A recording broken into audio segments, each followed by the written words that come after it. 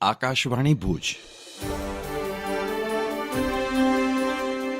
પ્રસ્તુત છે અખબારોની હેડલાઇન્સનો કાર્યક્રમ હેવર હેવર.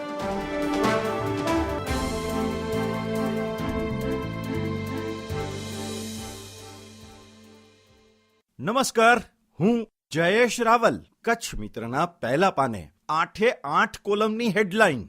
સમાન નાગરિક સંહિતા. ઉત્તરાખંડને રસ્તે ગુજરાત. યુસીસી માટે સુપ્રીમ કોર્ટના નિવૃત્ત ન્યાયાધીશ રંજના દેસાઈની અધ્યક્ષતામાં 5 સભ્યની સમિતિની રચના. 45 દિવસમાં અહેવાલ સરકારને સોંપાશે. એ પછી યોગ્ય નિર્ણય લેશે મુખ્યમંત્રી ભૂપેન્દ્ર પટેલ. કચ્છ મિત્રના પહેલા પાને બીજી હેડલાઇન છે, હજી તો અમારો આ ત્રીજો જ કાર્યકાળ છે. મોદી.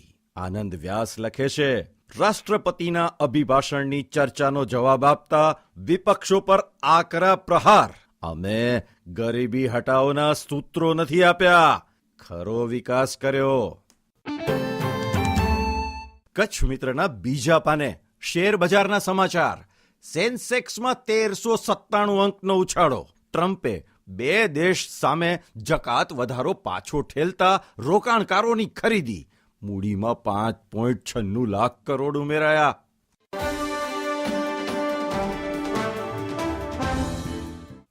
હું મનોજ સોની. દિવ્ય ભાસ્કરના ભુજ ફ્રન્ટ પેજ પર સમાચાર છપાયા છે કે પટેલ ચોવીસીમાં 2.5 દાયકાથી ભારે વાહનોનો ત્રાસ. બાયપાસ રસ્તો બનાવવાનો મુદ્દો જ બાયપાસ કરાયો. Bhaskar ground report. લોકો રજૂઆત કરીને થાકી ગયા છતાં ચૂંટાયેલા પ્રતિનિધિઓના પેટનું પાણી હલતું નથી. કેરા, ભારાપર, બળદિયા, નારણપર, કુંદનપરમાંથી પસાર થતા વાહનો જીવના જોખમ સમાન. દિવ્ય ભાસ્કરની ગાંધીધામ આવૃત્તિમાં જણાવાયું છે કે મહાનગરપાલિકા વિસ્તારમાં જળ ભરાવ સ્થળોનો સર્વે કરાશે. દર ચોમાસામાં ઠેર ઠેર પાણી ભરાવાની સમસ્યા. સ્ટ્રોમ વોટર ડ્રેન સિસ્ટમ સુદ્રઢ બનાવવા મહાનગરપાલિકાએ કવાયત હાથ ધરી. ગાંધીધામ આદિપુરમાં જળ બંબાકાર જેવી સ્થિતિને ટાળવા માટે વરસાદી નાળાઓ ઉપર થયેલા દબાણો હટાવવા નવા નાળા બનાવવા જરૂરી. દિવ્ય ભાસ્કરના છેલ્લા પાને સમાચાર છે, હવે ધોરણ 9 થી 12ના વિદ્યાર્થીઓને શાળામાં જ કોલેજના પ્રવેશ ફોર્મની પ્રક્રિયાની સમજ અપાશે. યુનિવર્સિટી અને કોલેજોમાં નિઃશુલ્ક ફોર્મ ભરી આપવા સેન્ટર ખુલશે. વિવિધ સુધારા કરાયા. આ વર્ષે રાજ્યની કોલેજોમાં પ્રવેશ પ્રક્રિયા વહેલી થશે. ગાંધીનગરની બેઠકમાં આ નિર્ણય લેવાયો.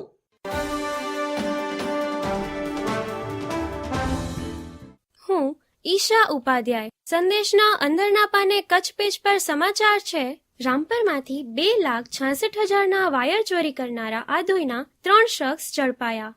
પોલીસે આરોપીઓ પાસેથી 16,60,000ના વાહનો સહિતનો મુદ્દામાલ કબજે કર્યો. પોલીસે પોકેટકોપ અને હ્યુમન ઇન્ટેલિજન્સના આધારે સફળતા મેળવી. સંદેશના અંદરના પાને અન્ય સમાચાર છે, નગરપાલિકા દ્વારા 80 જેટલા ગોડાઉન ધારકોને વેરા વસૂલાતની નોટિસો ફટકારાઈ. ભુજ એપીએમસીમાં ₹1,25,00,000 બાકી વેરા મામલે પાલિકાની નોટિસ. 7 દિવસની મુદતમાં વેરા ભરપાઈ નહીં કરાય તો સીલિંગની કાર્યવાહી કરવાની તાકીદ કરાઈ.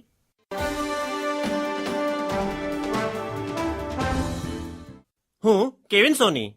ગુજરાત સમાચારના પ્રથમ પાનાના સમાચાર છે. વર્ષે 25 લાખની આવક પર જૂની સિસ્ટમમાં 5,62,000 અને નવી સિસ્ટમમાં 3,30,000 ટેક્સ. વેરા રિટર્નની જૂની સિસ્ટમ કે નવી સિસ્ટમ ફાયદાકારક? વેરામાં થતી બચત જોઈને મોટા ભાગના કરદાતાઓ 2025ના બજેટમાં જાહેર કરેલી નવી સિસ્ટમ જ અપનાવશે. ગુજરાત સમાચારની કચ્છ આવૃત્તિમાં સમાચાર છે, શિયાળો અંતિમ તબક્કામાં. હજુ ગુરુવાર સુધી ગુલાબી ઠંડી રહેશે. તાપમાનમાં અનિયમિત વધઘટનો દોર ચાલુ. આગામી 3 દિવસ 12 થી 25 કિલોમીટરની ઝડપે પવન ફૂંકાવાની નિષ્ણાતોની આગાહી.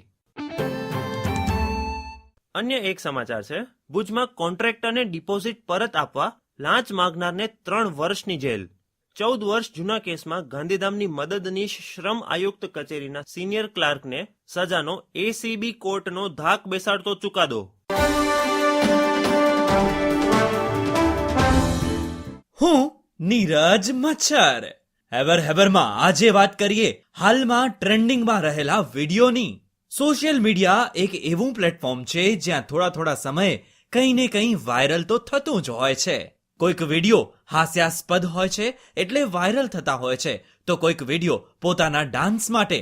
અહીં જુદા લોકો એક જ મ્યુઝિક પર અને એક જ ડાન્સ સ્ટેપ કરીને વિડીયો કન્ટેન્ટ બનાવતા હોય છે જે વાયરલ થઈ જાય છે.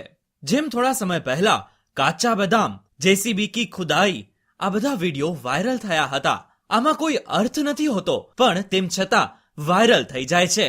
અત્યારે સોશિયલ મીડિયા પર 2010માં રિલીઝ થયેલી ફિલ્મ એક્શન રિપ્લેનો ડાન્સ ગીત ખૂબ વાયરલ છે, જેમાં ઐશ્વર્યા રાય બચ્ચન મજાનો ડાન્સ કરી રહી છે અને લોકો પણ વિડીયો બનાવી ઝૂમી રહ્યા છે.